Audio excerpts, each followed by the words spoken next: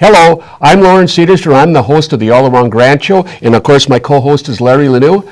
And today we're going to be doing something a little different. I thought we've talked quite a bit about the city of Grant, and I thought we would chronicle and kind of give you a feeling and a flavor of what the meetings are like. So I've taken a series of clips to show you the progression through the meeting, and then at the end we'll be talking a little bit about the charter. So.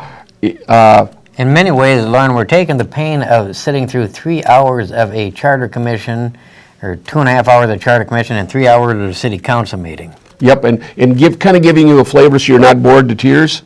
So there we're going, and we're going to start out with the beginning of the meeting. And here where Larry is adding something to the agenda, so if control room could play that clip, we'll talk on the other side. Provides planning commissions with certain authorities. That's the wrong one. And control room. so, Well, here's to my point. it does, actually it does. And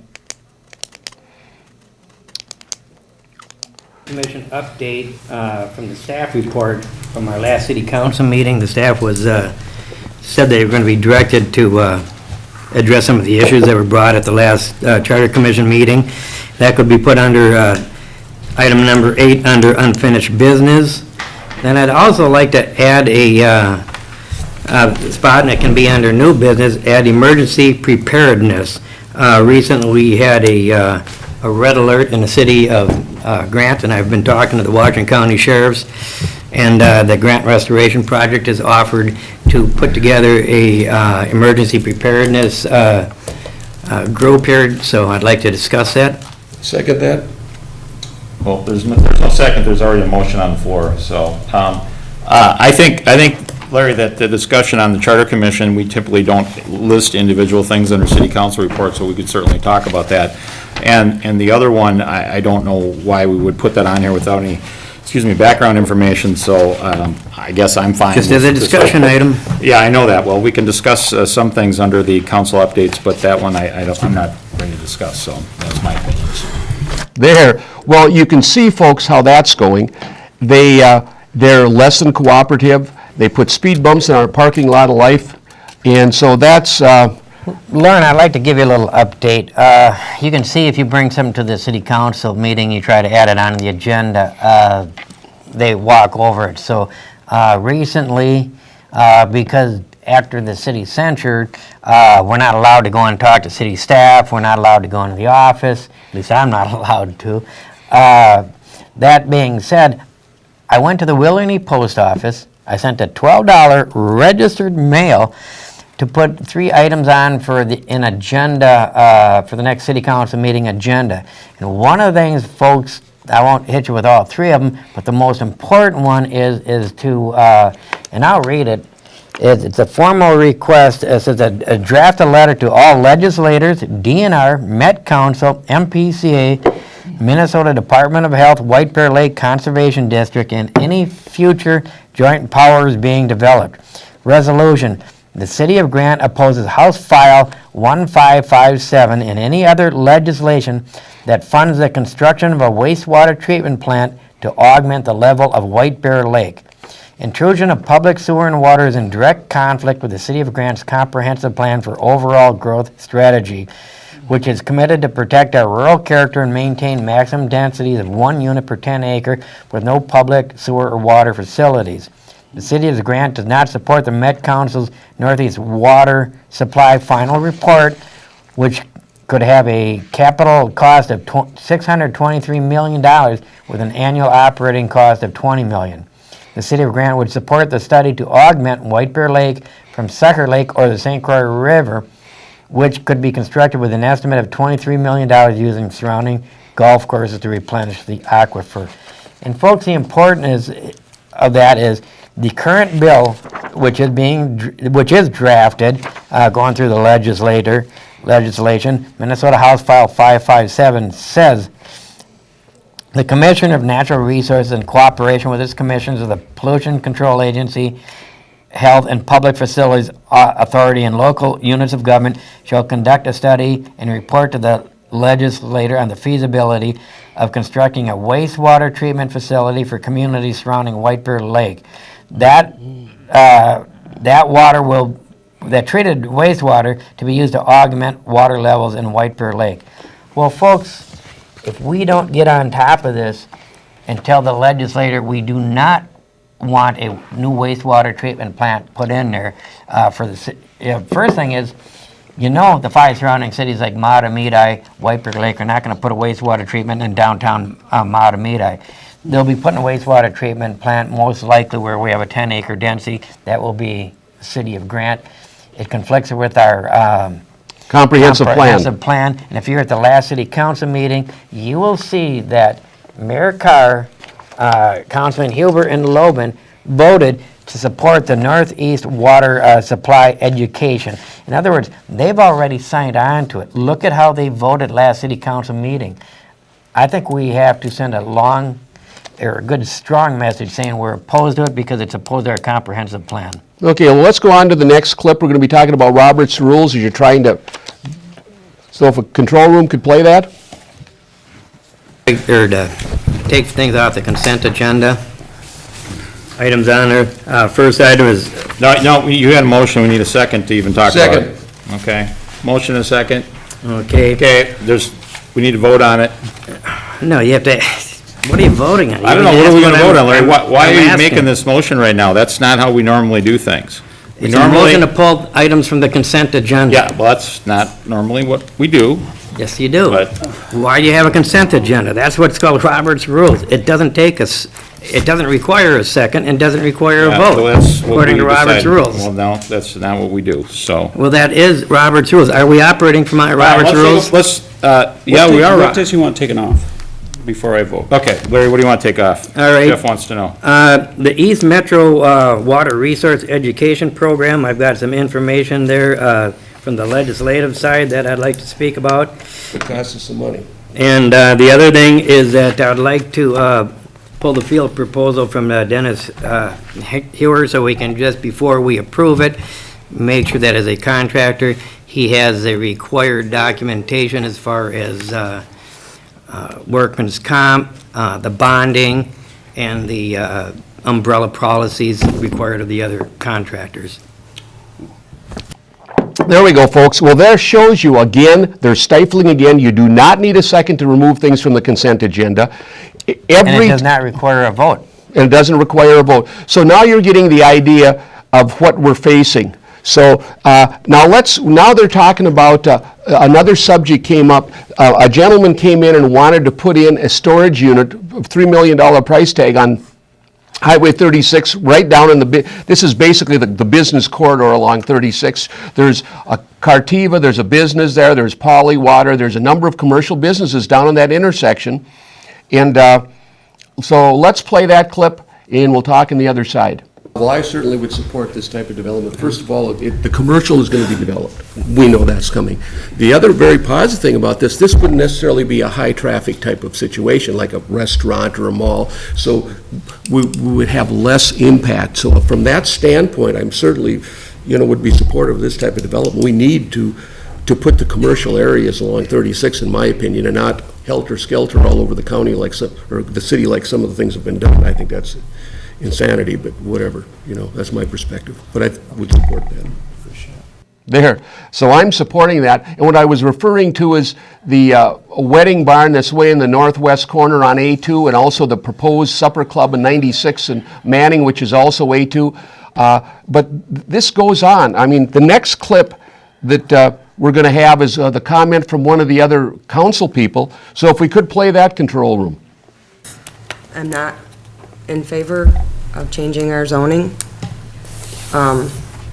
unless we're forced to, because the outlook in the long run is, if myself, if I were to vote for this and allow it to go through, then what's to stop the next person, and the next person, and the next person? And then we, the city of Grant, end up like Lake Elmo, where the Met Council and the county or the state come in and start demands on us to be, have more commercial, have more residential, up our population. We do all that stuff and go against our comp plan, and then we're gonna have city sewer and water brought in here. So where's the fine line of where we stop things, I guess is what I'm not against the idea of it, at all, and it is a perfect spot. It's right next to the rest of the businesses. But, like I said, if we let you do this, then where do we stop from there? Before it just continues on and on and on. And now, you've got the whole south side of Grant is all of a sudden commercial. Well, that's ill-informed because, first of all, this doesn't need sewer and water, they need one bathroom. Second of all, Lake Elmo signed up for the commercial, and they said, but we don't want the residential. Well, you can't do that. That's like buying a new car and say, hey, I like the car, but you can keep the payments. I don't want those. When you sign a contract, you're obligated to fill the conditions of that contract. Loren, if I can, just, Tina says, I don't want to change zoning, and where does it stop? The more important question is, where did it start? Wasn't it Tina that voted to put a supper club and change the zoning to put a supper club in a residential area or a wedding barn without notifying the neighbors? Wasn't it Tina that voted supper clubs in A2 areas?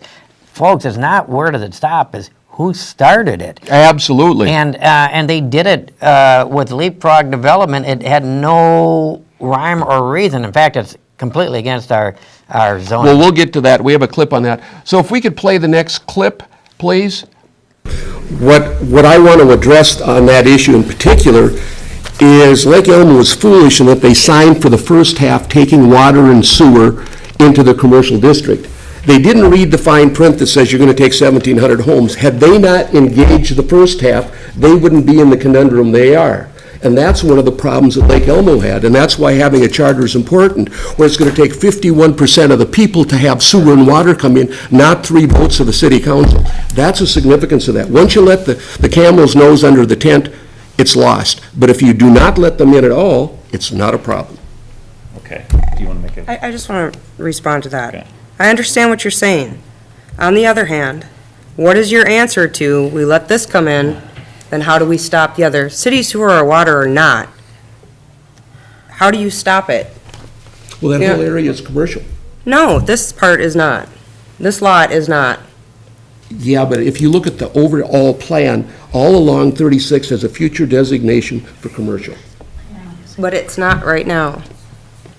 That's And because until of the we're tax forced basis. to do so by the state or the county, that's, Again, she doesn't understand what's going on. The north side of Highway 36 has been designated as future commercial. Obviously, Applewood owns 80 acres. They don't want to pay commercial taxes because it's 4 times higher. They're keeping it a cornfield for future development. Once again, they really don't know some of these people don't know what's going on. I won't change the zoning, but he'll give you a conditional use permit for ag land. What is the difference? I mean, it makes no sense. They're not tracking, they're not being logical, and that's what we're fighting. We want, and we should have a planning commission that allows for orderly development. It's a given along 36 that at some point in time, in 10 to 20 years, it's going to be developed. That doesn't mean that the rest of the community has to be. It's already the only business cluster we have in Grant is on County Road 17 and 36. So that, if you just develop that, it shouldn't be a problem. Loren, if I could just take a quick on that, because we have the 2 clips, I think this might explain what our problem is. And this is, folks, this is right out of your city newsletter we got. And this is from Councilman member Tina Loban. My life took a swift turn in 2012 when I was elected to the Grant City Council. My first year was a 100% learning experience as I figured my way in what goes on in the city and how it's run. It's kept me busy at the least. I had no idea how to get an emergency siren installed, or for that matter, how they work. Folks, without a planning commission, and she's never sat on a planning commission stuff, she said exactly that. I've never been to a planning commission meeting. I showed up at 1 or 2 council meetings, and I came and got elected, and I served my apprenticeship my first year on the council. I think she's still got a couple more years of learning out there. If you start reading your comprehensive plan in your books, you'll understand. Well, this is also why we need a planning commission so they can chart this out and not sit up there and fuddle around. Okay, now we're going to talk a little bit about, Larry talks a little about leapfrog development, so if control room could play that. appreciate you coming and making those concerns. Actually, your type of business doesn't require large, you can do with a well and septic at a, so it's not going to have an impact on what we have going here. And if you read our comp plan, it does talk about leapfrog development. This is not leapfrog development. What our past city council recently did was leapfrog development when they put a wedding event center out on the end of town in a residential area. It was leapfrog development when we went into changing our zoning without benefit of a planning commission and input from the citizens to allow supper clubs in A2 areas. That is leapfrog development. What you were talking about is a natural progression. It's attached to our current business district.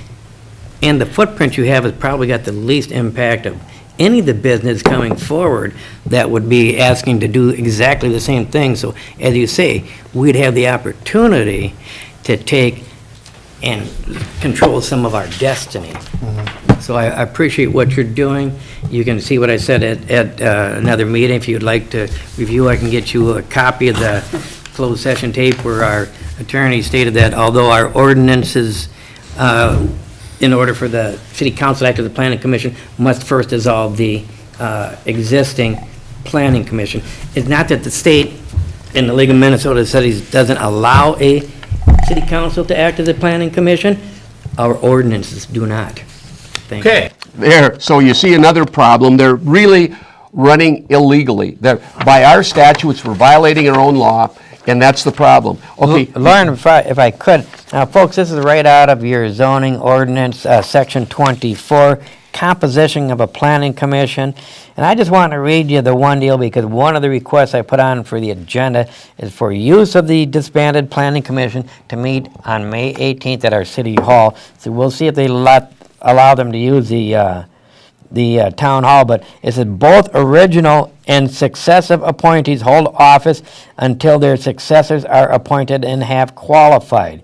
It doesn't say they allowed us to be disbanded. It says we hold office until they are appointed and qualified. So until they disband or dissolve, not disband, but dissolve that planning commission, the planning commission, and Loren, you and I are the only ones on that city council. Well, Huber was on there too at one time. Well, at one time, but I'm saying from the most recent, actually from our current planning commission, we're the only ones that sit there. So when Tina sits out there and says, I spent my first year at the city council, serving my apprenticeship, it's very apparent she has not picked up I think she could use code book. I think she could use up another year or two. Okay, now we're going to go, this is the last clip relating to this, and we're going to talk about Carr's response. And this is, he's talking about, we won't rezone. Well, what's the difference if you rezone or you give them a conditional use permit to operate that way? It's 6 of one, half dozen the other. This, is it a spear or is it an arrow? Okay, if we could play that control room.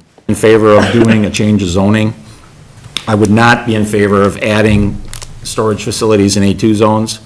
I think if it was going to happen, as Loren said, he's right, that's the place to put it. As Larry said, I agree with that. I just don't think we should do that. That's my opinion. But There. Isn't that exactly what he said? He says, I agree with Loren, that's the place, and Larry, that's where it should be. And yet, I don't agree because we're not going to rezone, but it's okay when I rezone and put these... When it's my idea, it's good. If it's somebody else's idea, take a hike. So that's it. We're trying to show you the process, ladies and gentlemen, in the flawed logic, and we've got more of this. But anyway, we're going to shift gears a little bit. They were going to repeal, with this MS4, repeal one ordinance, and they put the number out there, and you looked it up, and it wasn't the right ordinance. It was a lot line change. And so if we could have control room play that's going to be another little interesting aspect. You put together a recommendation that we repeal ordinance 2011-25 and replace it with 2015-40. Yes, that is the illicit discharge ordinance. It's the illicit discharge ordinance. Well, I pulled off, because I'm not allowed to come to city council or the staff meetings and appear at city offices, I did a little research. And in my research, I pulled up ordinance on our city website, 2011-25, says it doesn't exist. I did pull up the resolution, 2011, and I'm a little confused. It says 2011 has got to do with establishing a fee schedule, 2011-25, on that ordinance. I go back to another ordinance that we have there, and it is a, let me pull it up here, an ordinance for a land lot line adjustment, 2011, over there, for property in Grant.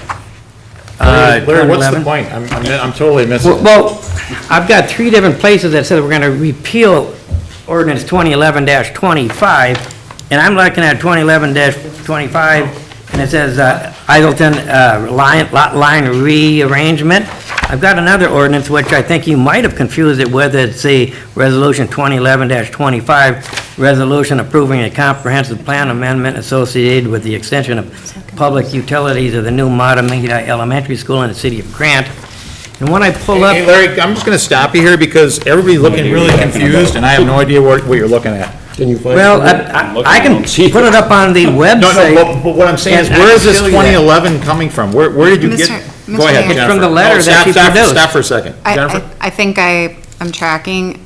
So the ordinance that was identified as 2011-25, I received from WSB and from Diane Hankey, and we verified it on the agenda that it was passed in 2011-25, or in 2011. Right. That was the original ordinance per WSB's records Okay. of the illicit discharge ordinance. So if there's a numbering issue, then we need to go back through the city records to determine if there's a numbering issue, because of course, the point here is to amend the ordinance from 2011 related to the illicit discharge ordinance. That's clearly, obviously, what we're at. There. So you see there's a little bit of confusion. The right hand doesn't know what the left hand's doing. How can you vote on something and if you're not repealing and changing the right ordinance? Lauren, just a quick one on that. I pulled up on our city website, and I put ordinance 2011-25. It said there are no results for that ordinance on our city website. So if you attended that meeting, I asked a show of hands from all council members that read ordinance 2011-25 that they are repealing and replacing. And you and I were the honest ones, and we said we didn't, we're not able to review it because it's not on our city website and it wasn't provided to us.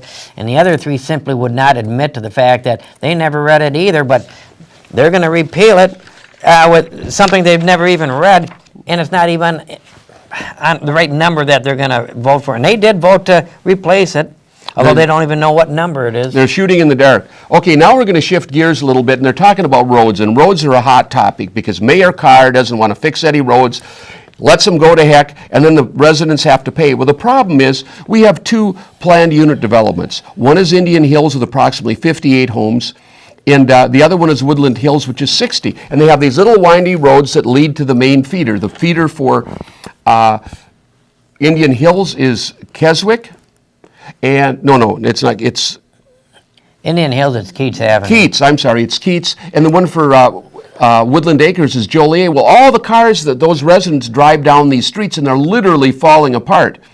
And so this is what we're going to be talking about. We're going to be talking about the road. So if the control room could play this clip. I asked Bill, how difficult would it be to make a decision matrix and have the indices on it, the roads that we have, the tar roads, the level of use they are, the condition they are, and somehow kind of, if obviously if it's 50% or better, you have to take care of it. If it's down to 30 or 40%, it's going to have to be redone. And obviously, we're going to have to pay the most attention to the high-traffic roads that we have and use that decision matrix to kind of take the guessing out of it and kind of help prioritize, and maybe we might have to put a little bit more money in our budgeting process to take care of some of these things and take care of the roads that we have that are salvageable, and the roads that are too far gone, we're going to have to let them go further until we can bring them up to snuff. Would it be difficult to develop that type of a decision matrix, or would it be costly? All of these roads are are to the point where they could really use a significant amount of money to repair them back to the point of being basically where, what you're talking about is a very passable, usable, smooth road. So right now, they're heavily potholed.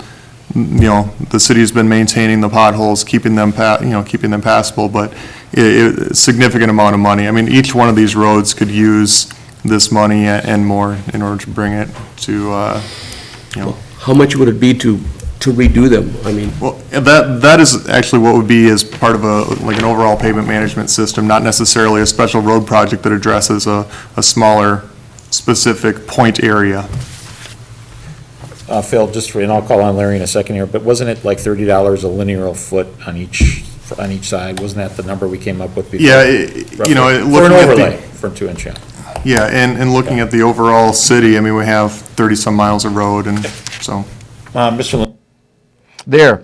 Well, they're talking about $30 a foot, and, it makes sense, whatever roads are used the most, like those 2 feeder roads need to be done. One's 3,700 feet, one's 8,700 feet.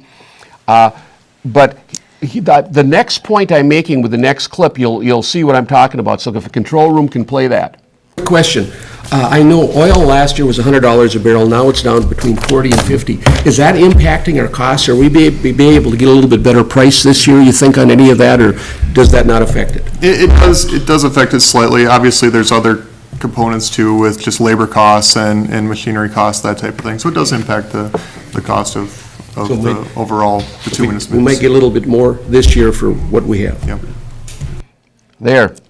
Loren, I'd like to just kind of touch a little bit, and here's conversation I overheard again just the other day, and it's been repeated by former Councilman Steve Bonin, our former road commissioner, and Mayor Carr says to our road commissioner at the time, Steve Bonin, he says, "Steve, I don't know why you put so much time and effort and care so much about the road commissioner position." He says, "The $2,400 you receive as a councilman is not worth spending your time and your effort and your concern over it."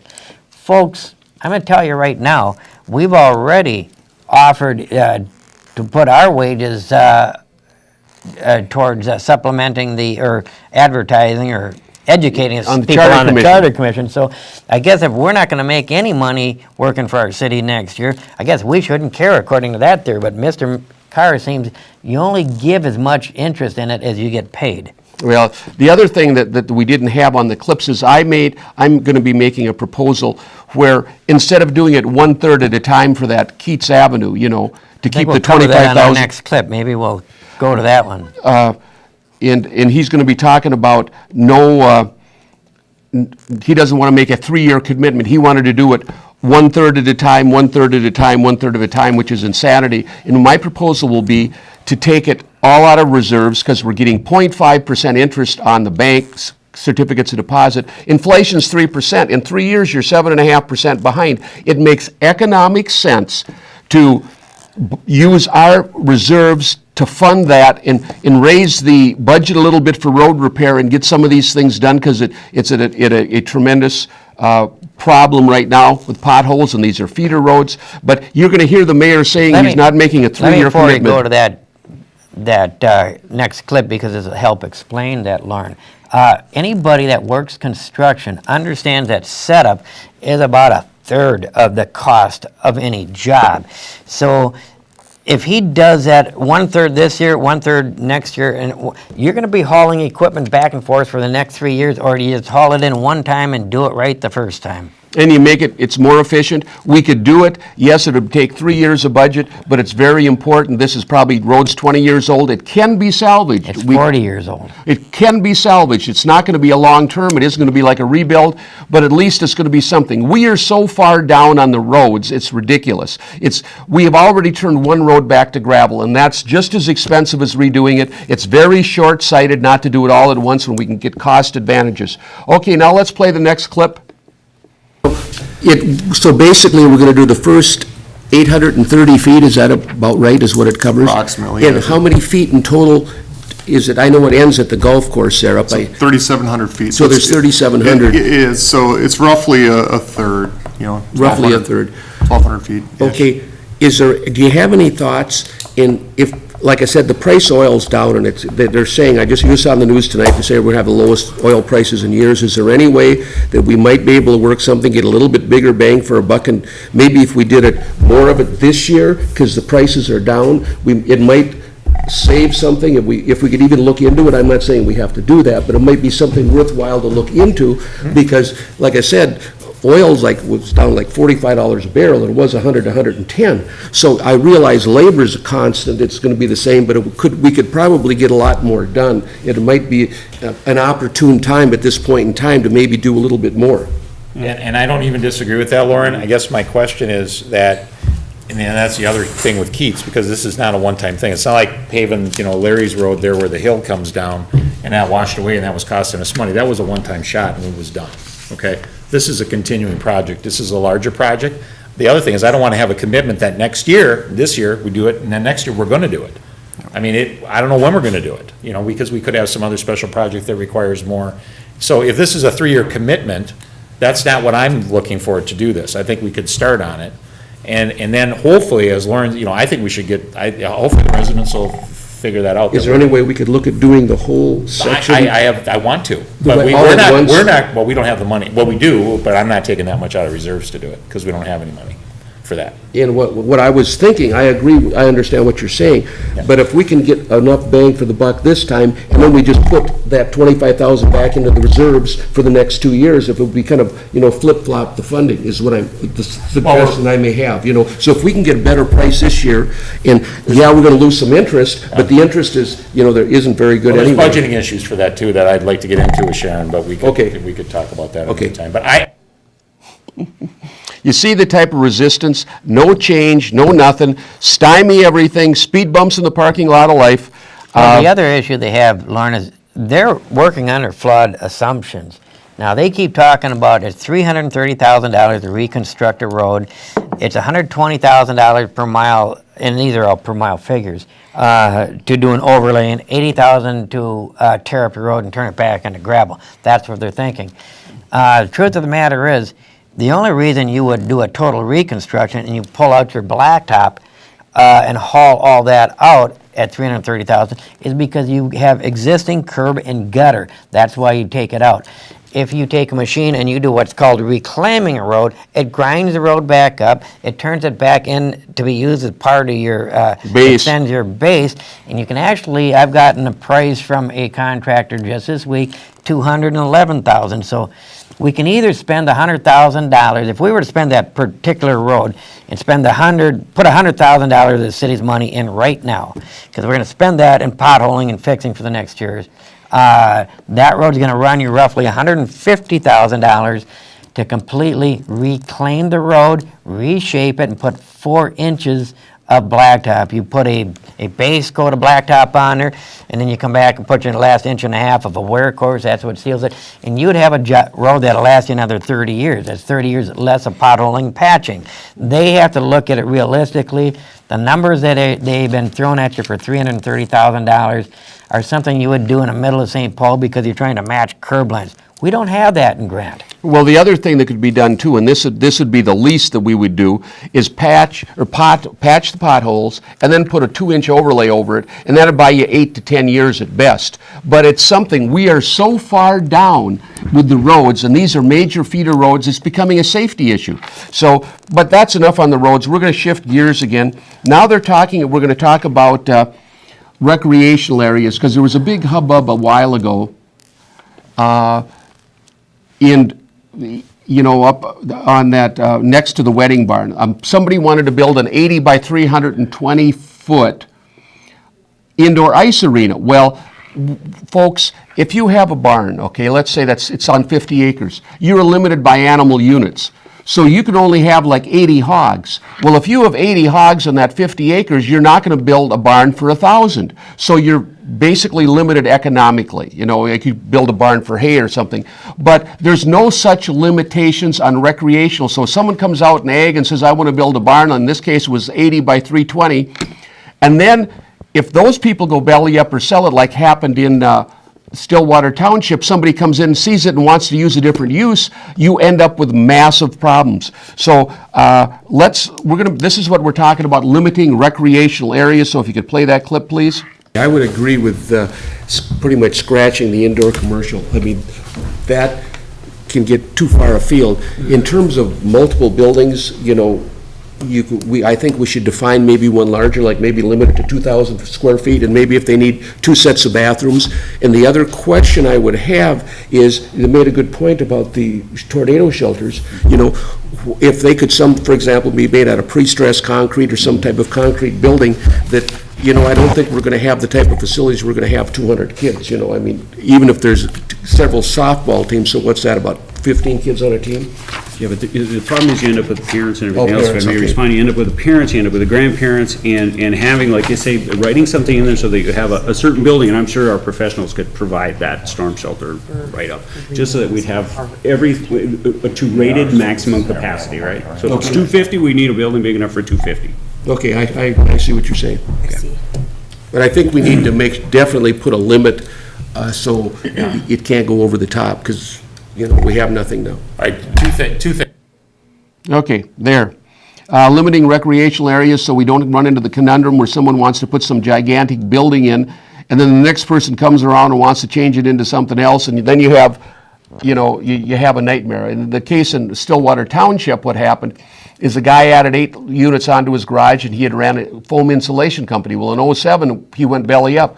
Well, the next guy that bought it put a metal stamping machine for making ductwork, and it's creating all kinds of nightmares. It shakes the ground, it bothers the neighbors, and it's industrial, and it's not zoned industrial, and they're going through a long legal process right now.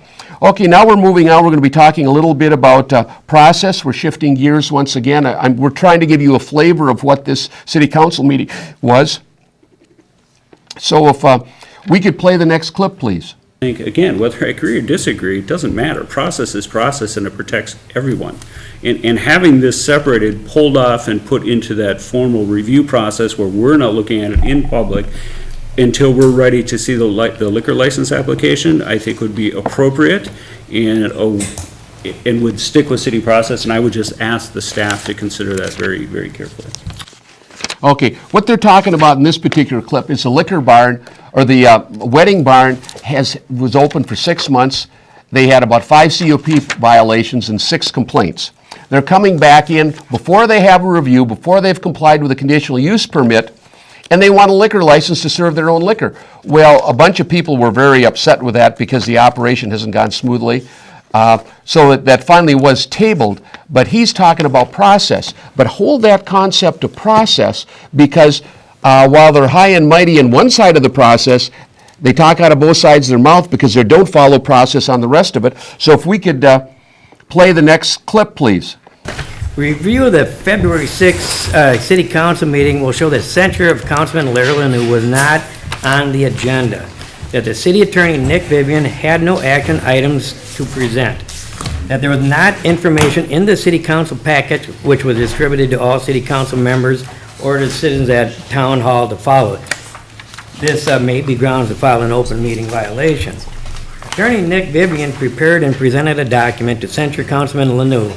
Review of the council meeting indicate that at least 3 people had prior knowledge of the censure proposal documents: Nick Vivian, Tom Carr, and Jeff Huber, but not Loren Sederstrom, not Larry Lanu, and not the citizens attending the meeting, as no documentation was provided in the back of the room.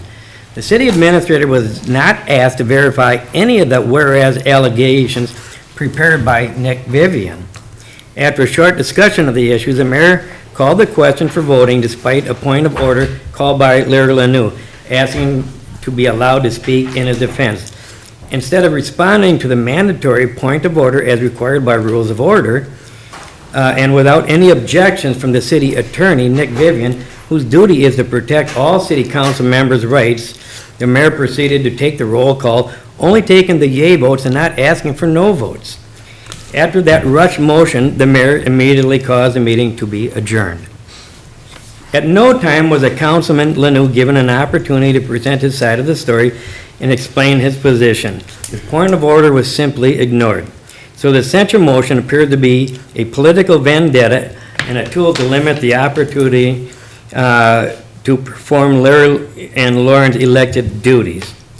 The illegal censure of Councilman Lanu suggests that the rules of order and due process are not being followed in the city of Grant.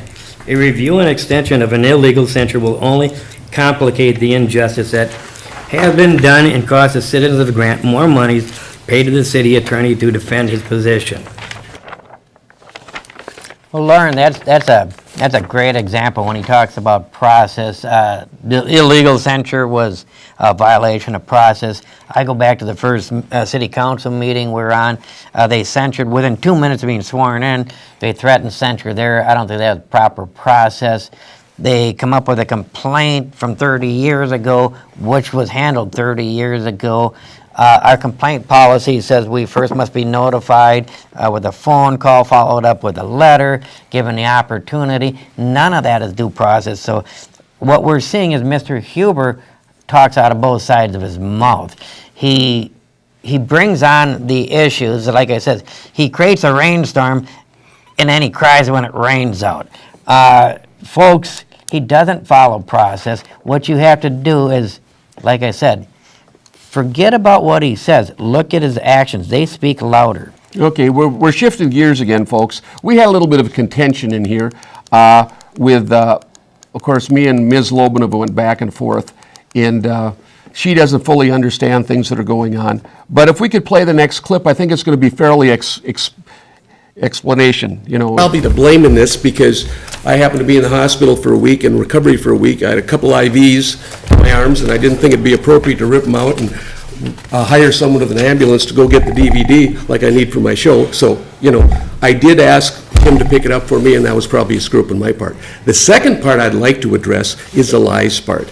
Anybody that reads the White Bear Press, see, I've been called a liar in there a number of times. As a matter of fact, recently, I wrote an article listing 8 things that were incorrect. And it's okay, I don't care, people can call me liars. I have so much documentation for the All Around Grant Show, it's ridiculous, you know? So whatever I put out there, I'm an actual investigative reporter that nails it down, and anybody that can find any fault with any of the things I put on my shows, hey, bring it forward, I'll correct it, but it isn't, and a lot of people have seen my shows. As a matter of fact, the last show, it's like about 150 have gone on YouTube, All Around Grant. So I'm very familiar with the name slinging. As a matter of fact, a little bit later, I have something to address when I was accused of trespassing, illegal misdemeanor trespassing, but we'll talk about that at the input. So that was my input. Okay, Tina. Could I please have permission to have my cell phone up here to, What are you I gonna, would what are like you gonna to- show I would- us or play for us, Tina? well, everybody's in on this whole thing of getcha, gotcha, whatever, which I don't want to take part in. Mr. Sederstrom, you stated on your TV show, you also stated in the White Bear Press, that you have never called me. I have not. Really? I have a voicemail that you called my cell phone from your show. Would you like me to play it? I sure would. Really? Play it. Did I do that, Mr. Sure, Mayor? go ahead. Let the circus begin. You guys are the ones that are making it a circus. You just come here and get your business done, it'd be great. I believe it's this one. Listen to it first. It's Mr. Sederstrom's voice on my cell phone, and it cuts out, but, Hold up the speaker. oh, wait, sorry. To turn it on speaker. Turn it to speaker too. That was, made a call. Is that your voice? What did it say? You made a call too, and then my name fades out. You called me 3 times at home, and Absolutely then you not. called, That was the Bob Zick show. I don't That care was your whose show voice. it was on. I did not You call called you. me. I don't know how I can get it through your head. I'm That was your simply voice. stating, you said you have never called me. I have never called you. That's you. That is, No, it isn't. yes, listen, that is what is on You're on a there. different show. All right, well, let's get off this calling thing. I wanna get back to this. Just trying to state a Yeah, point here. All right, so here's. Lies, lies here- everywhere. Here's, There we go.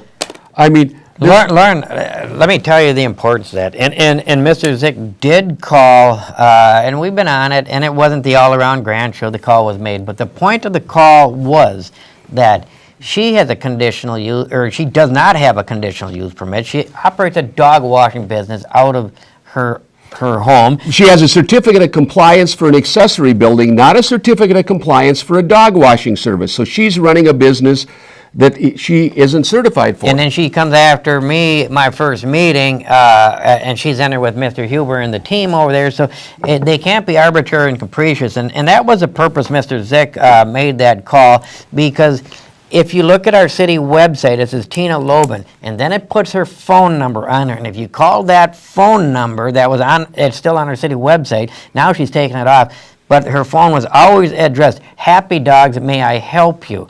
Folks, she even had it right on her city website, so she was using the city website to advertise for Happy Dogs, and yet Mr. Huber doesn't believe in process. He doesn't believe in going after the person he's sitting next to. Well, the other thing I want to add, a year ago approximately, I would regularly co-host the Bob Zick Show, and I was on that particular show, and I made the comment, like, there you go, or whatever it was, when he had made the call. This show does not take live calls. We shoot on the weekend. There's no call-ins. So again, it was impossible. But she doesn't listen. She's a little bit stubborn. So that's that. Okay, let's go on. We have another real short clip, if we have, with Mayor Carr. Please, you don't believe in the city council, do you, Larry? Absolutely, I believe in the city council. you believe That's in- why I brought document here from the planning commission showing the duties. You are the one that don't Larry, believe in the city council Larry, and ordinances, Mayor Carr. Larry? Again, that's pointing out, you see, the contention again. He's always throwing things out, baiting, those types of things. Like the last time, I think I showed you the clip where I was sitting in the car and he was going to come after me for God knows what.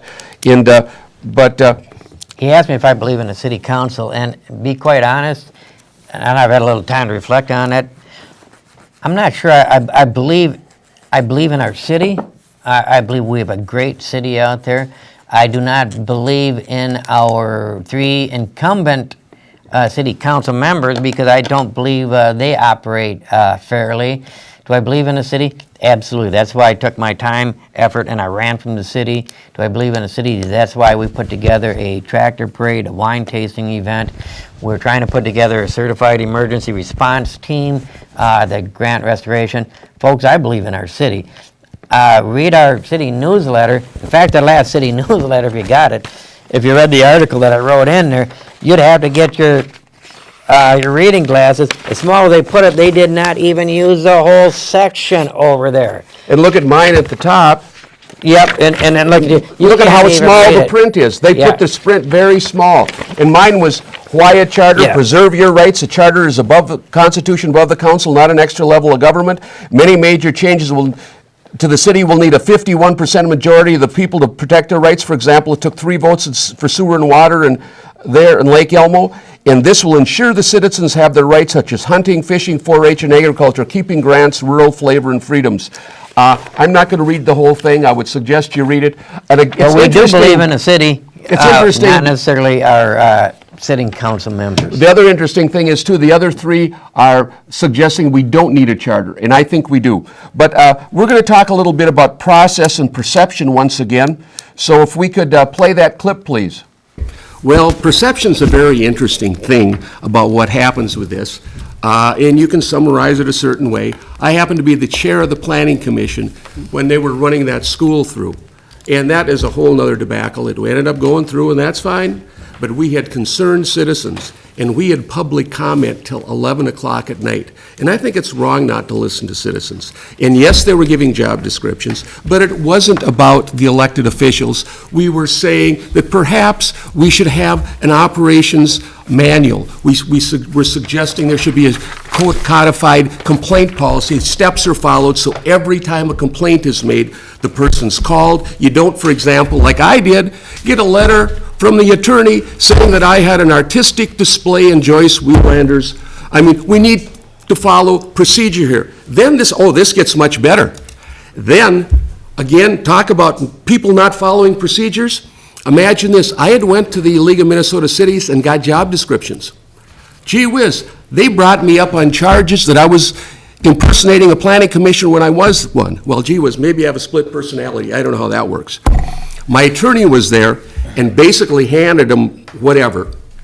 And guess what? There's supposed to be a final report. There has never been a final report. Once again, I'm pointing out that this city council doesn't follow process, as with the censure situation, as with a number of other things. Again, there are some serious flaws we have to work through, and I would like, that's one of the reasons I wanted to be here, to get elected, to represent citizens and get transparency and openness in government, and that's what I'm going for.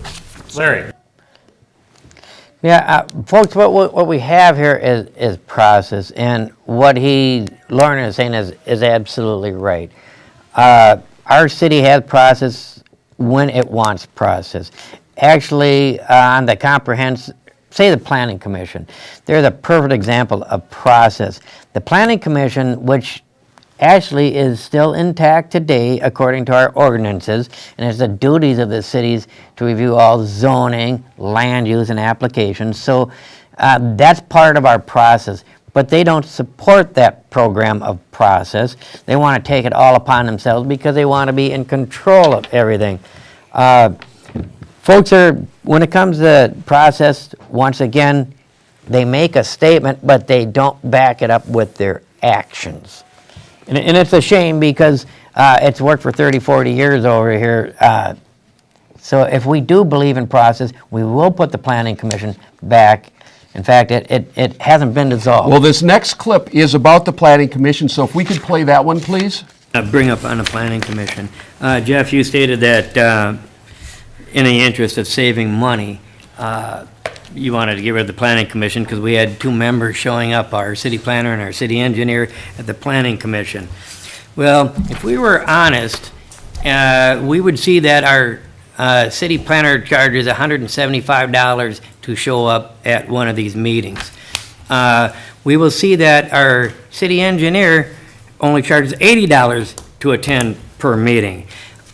In the past, and while we it was a couple years ago, our city planner, Jennifer Haskamp, up and without hardly any notice, quit the city, representing the city of Grant. And so when that happened, the city did as they did in the past. They hired WSB to provide us with a city planner / engineer, one person. So we saved a lot of money, and our city planner / engineer at that time was Paul Hornby, did an excellent job representing us, and at $80 per hour, or per meeting, wasn't even per hour. So I think it was a great deal, and I think WSB has reserves and stuff, and I think when we have staff meetings now, we could go back to a city planner / engineer and have one person. I believe WSB still offers those services. They have one person to represent a city as a city planner and engineer. That would save on every one of our staff meetings we have following every city council meeting. So if you're honest about saving money, that's a very good place to start.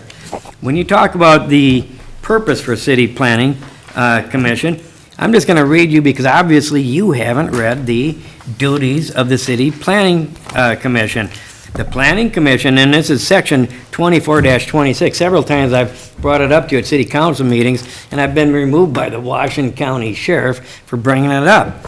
The planning commission shall have the duty to review, study, and make recommendations to the city council on the following: the city's comprehensive plan, all standard land use applications filed with the city, including but not limited to rezoning, conditional use permits, variances, subdivisions, and related matters, draft ordinances, and other matters the city council may request review and recommendation on. And so, yes, as a planning commission, and we had a great planning commission. Mr. Tufty was on there, and I've heard from several of the other, so if you want to put back a planning commission, I've heard a majority of them would be willing to serve your community once again. So our ordinances state we shall have a planning commission.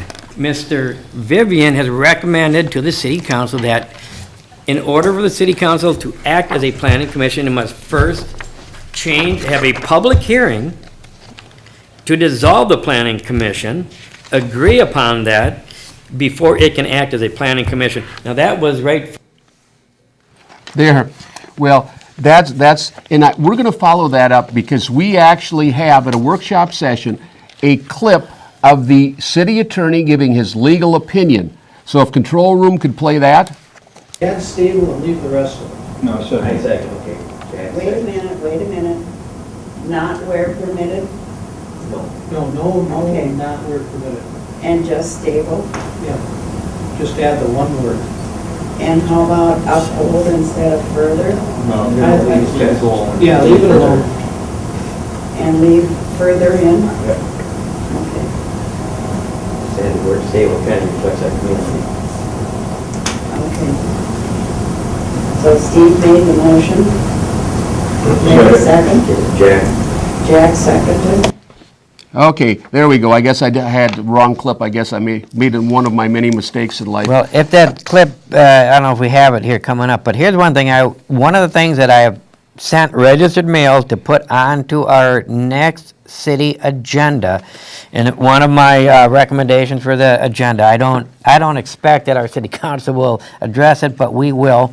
Members disbanded from the Planning Commission are seeking use of City Hall on May 18th, 2015 at 7 p.m. to discuss a future role of the Planning Commission in the city of Grant. Section 24-22, composition of the Planning Commission, states both original and successive appointees hold office until their successors are appointed and have qualified. And I also put on a fair and equitable method to appoint new members of the Planning Commission will be discussed. Please post this meeting where required to prevent the appearance of a Planning Commission. Members, to prevent having the appearance of an open meeting violation. So if they're to say that we are a planning commission, we have a quorum, we don't want them to say we violated an open meeting. If they say we're disbanded, we have the right to meet there, and the state attorney general has a letter that states they don't have the ability to refuse us. The other thing I put is all of the above requests to be put on the agenda at our next city council meeting have merit and an impact on our city's future. If not put on the next city council agenda, I will be expecting a detailed explanation that Citizens Grant can review. So folks, be interesting to see if we get them put on the agenda. Well, the other thing we're going to transition to is we're going to talk a little bit, we only have a minute or so left to talk about the Charter Commission. One of the things they did is, first of all, they've got it in final form, and they've said it was necessary and desirable a couple meetings ago. Now they finally made the final changes, and one of the changes they added was they made two changes. First of all, it was farm, hunt, and fish that they wanted to be allowed to have those rights in Grant. They've also said stable farm and fish, okay? And so the second thing they did is they put recall back in. So this is ready to go, but the last clip we have, I want to get that in. We'll comment on the other side about the mayor saying that Nick has no experience with understanding charters. Control room? Nick, are you a charter commission expert? No. Okay, well, so, I don't know if we're learning too, so I don't know if having Nick there would be the person. If the charter committee. There. So in other words, basically, you see, the mayor has no faith in the attorney. He asks him for all kinds. He has no experience. He has no experience. So that's it, pretty much, folks. I guess that about wraps up the show. I hope you've gotten a flavor of what the city council is like and what we're having to go through and the brick walls we're hitting. So I hope you enjoyed the show. Join us next time. We'll be bringing some more things up and some more information on the Charter Commission and what's happening in the city of Grant. Have a good one.